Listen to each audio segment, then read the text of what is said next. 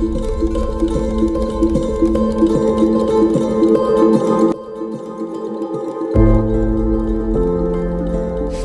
we'll explore the intriguing world of cell culture. Our goal is to provide an understanding of what cell culture is, its two primary types, and its essential role in modern medicine. First of all, what is cell culture? Cell culture is the process of growing cells under controlled laboratory conditions outside the natural environment. This technique enables researchers to study how cells behave, interact with drugs, and respond to diseases. There are two main types of cell culture. Primary cell culture.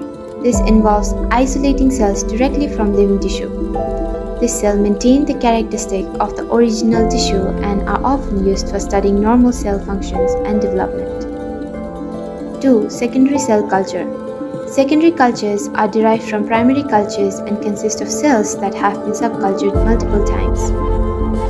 They are generally more homogeneous and easier to maintain, making them suitable for various experiments. Now let's discuss some key benefits of cell culture. 1. Drug development. Cell culture is crucial for testing new drugs, ensuring safety and efficiency before moving on to human trials. 2. Disease modeling. Researchers can create models of disease, allowing them to study mechanism and identify potential therapies. 3. Regenerative medicine. This technique is vital for developing therapies that grow tissue and organs, potentially transforming transplantation. 4. Vaccine production. Cell culture is essential for producing safe and effective vaccines against infectious diseases. In summary, cell culture serves as a foundation for groundbreaking advancement in biomedical research and healthcare. Do you want to know who studied cell culture? Okay, in the year 1907, over 100 years ago, a scientist named Rose Granville Harrison successfully grew nerve cells from a frog in a glass dish. This work is small but powerful experiment that marked the beginning of modern cell culture. He used a simple glass container with a special liquid to keep the cell alive and growing. Because of this, he is known as the father of cell culture. Later, in 1951, scientists grew the first immortal human cell line called HeLa cell, taken from a woman named Henrietta Lacks. These cells are still used in research today. It allows scientists to grow and study outside of the human body in a controlled environment. This is extremely helpful in understanding how diseases like cancer, diabetes, or infections develop and affect the body. It also helps in testing the safety and effectiveness of new drugs before they are used in people, which reduces the risk in early stage research. Cell culture is also key in making vaccines. For example, the COVID-19 vaccines were developed and tested using cell cultures. In genetic research, scientists use cultured cells to study how gene functions and interact. Beyond research, cell culture is used in industries to produce vital medical products like insulin, hormones, enzymes, and monoclonal antibodies. It also plays a role in tissue engineering, where scientists are trying to grow artificial organs and body parts like skin, cartilage, and even more tiny pieces of heart or liver tissue. Overall, cell culture has become essential in improving health, developing treatments, and advancing scientific knowledge.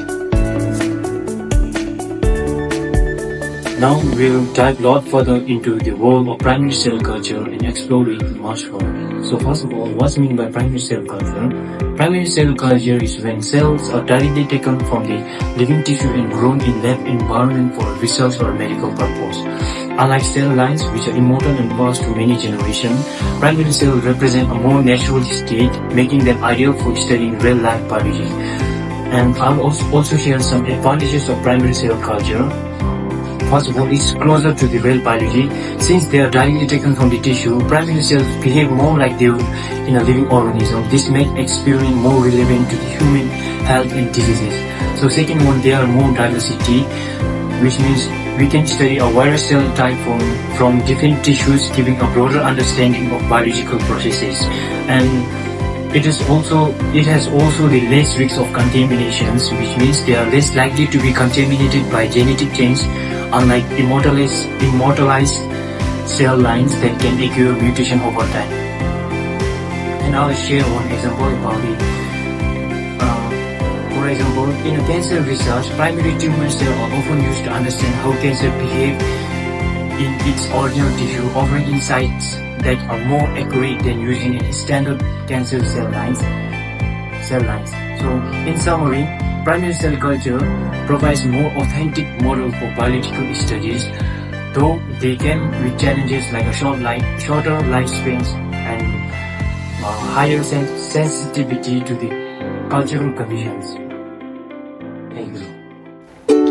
Greetings everyone and welcome back. This video will provide a clear and comprehensive overview of what secondary culture is, the conditions required to perform it successfully, and the essential materials and equipment involved. Whether you are a student, researcher, or simply someone interested in biological sciences, this video is designed to give you a solid understanding of the topic in a simplified yet detailed manner. So let's begin. Let's start with the basics. When cells are first taken from a living tissue and grown in the lab, that's called a primary cell culture. But once these cells grow and completely cover the surface of the container, something called confluence, they can't grow anymore unless we give them more space. That's when we do a secondary cell culture. In simple words, secondary cell culture means transferring cells from an old container into a fresh one with new nutrients, so they can keep growing happily and healthily. There are few important reasons we do secondary cultures: to prevent overcrowding, to keep the cells healthy and active, to grow more cells for experiments, and sometimes to select specific types of cell. It helps us maintain a continuous and healthy supply of cells for research. Now let's look at the conditions we need for a successful secondary cell culture. 1. Sterile workspace. Always use a laminar airflow hood to avoid contamination. 2. Temperature. Most cells grow best at 37 degrees Celsius. 3. CO2 incubator. Keeps the environment at about 5% CO2 to maintain pH. 4th, right medium, like DMEM or rPMI with 10% fetal buoyance serum and antibiotics. And 5th one, neutral pH around 7.2 to 7.4. You can monitor this using phenol red in the medium.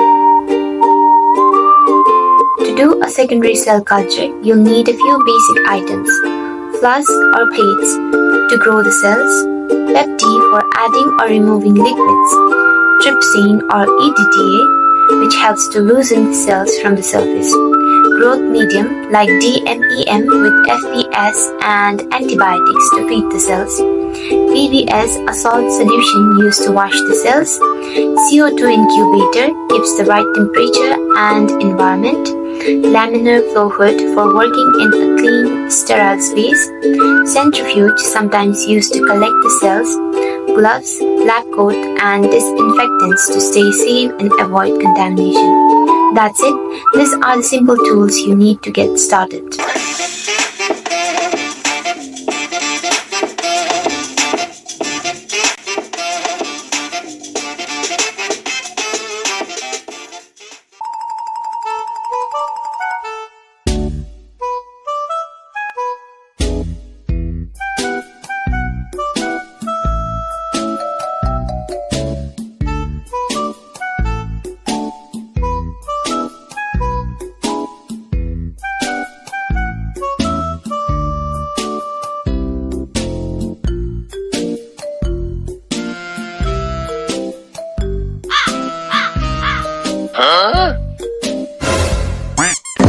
What was that? Wow, culture. And look at this. It's amazing what we can do with these tiny cells in a little dish. What's so special about so many cells in a dish? Well, like I said, it's a cell culture. And it's when we grow a cell outside of its body in a controlled environment. It's like creating a small world for the cells to live in. Okay, but why does that matter? Well, because of this cell culture, we can study on how these cells grow, how they react to different diseases, and how they respond to different treatments. It's like how we study on those different illnesses like cancer, diabetes, and even virus without testing on people. And how do you make this study work? Well, it's very simple, it's very convenient. We only need few basic things. First, we need a petri dish like this to hold a cell. And a culture medium where they provide a nutrient and a food for the cells to grow. And of course, importantly, we need a cells from a plant or an animal, depending on your research. And of course, you also need an incubator for a right temperature and right condition. And even the special equipment like this, a pipette, is used to add a nutrients or extract a sample from it. So that's all we need for our cell culture. So you're telling me that these tiny cells help us understand diseases? Well, that's very true. Exactly, that's it. We want to test a new medicine. So instead of testing on a people or animal right away, we can test it on these cells. You see? So if these cells react positively, we can say that they might work positively in real life too. Oh, so it's like a practice run before trying it out on real people. Yes, exactly. We can make changes, test it out, and figure out the best way to fight the diseases. And you know, these cells might give us a clue that might lead to different treatments and even give us a cure to diseases. Wow, I didn't realize how much these tiny cells could do. And yes, you're right, and it's all happening right here. Right here in this culture medium, in this tiny dish. And it's amazing, it's very spectacular. How something from this little dish can someday might save our lives. Oh, now I get it. Thank you so much for this wonderful knowledge, doctor. Well, anytime. Okay, then I will take my leave then. If you want to know more about cell culture, please visit anytime. The door is always open. And now audience, did you pay attention? Sonomdoji, Phantom, and others. I hope you did, and hope you all are aware of what cell culture means. And up next we have a quiz!